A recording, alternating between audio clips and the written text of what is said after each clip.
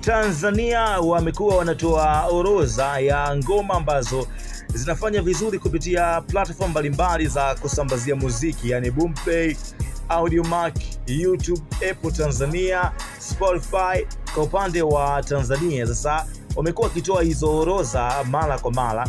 Leo wametoa orodha kupitia mtandao wa YouTube pale. Wanasema kwamba wasanii ambao wanafanya vizuri kwa upande wa Tanzania ndani ya wiki. Sasa hawa ni weekly top artists trending on YouTube Tanzania, yani wasanii 10 ambao wana trend kinoma kwa ngoma zao kwa upande wa YouTube Tanzania.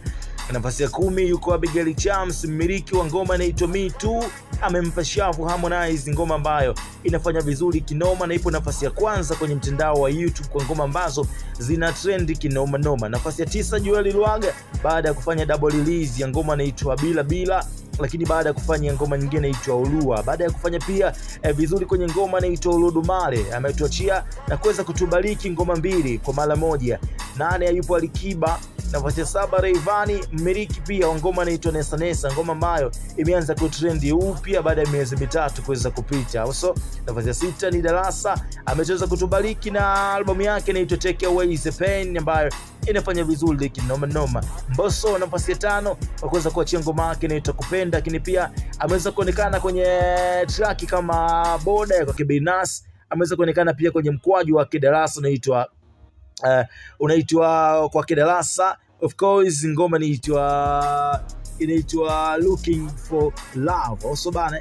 Lakini nafasi ya 4 yuko Baby Zuchu, mmiliki wa albamu inaitwa Peace and Money, ngoma ambazo zimekuwa zikifanya vizuri kadri siku zinapokuwa zinasogea kupitia mitandao ya kijamii.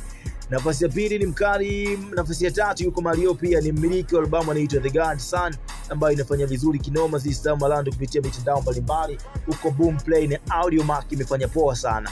Nafasi ya 2 ni Mkali bana Diamond Platnumz ambaye ni hitmaker wa ngoma inaitwa Moyo na Nitafanyaje ambazo ameweza kutubariki last month, nikimaanisha mwezi uliopita. Nafasi ya 1 ni Mkali Konde Boy, ameweza kuonekana kwenye mkwaju wake unaitwa Furaha ambao upo nafasi ya 2 sasa hivi kwenye mtandao wa YouTube kwenye zile ngoma ambazo zina trend kinoma noma. By the way, yuko kwenye ngoma na Abi Chams, mkwaju unaitwa Me Too, moja ya ngoma kali sana kutoka kwao. Shout out nyingi sana kwa wawili hao kuweza kufanya mkwaju ambao uko poa kinoma noma. Keep enjoying kutoka nyumbani Tanzania. Mastori ni mengi sana, nikwambie tu bakia na hapa uweze kupata zingine ambazo zitakuwa zina happen.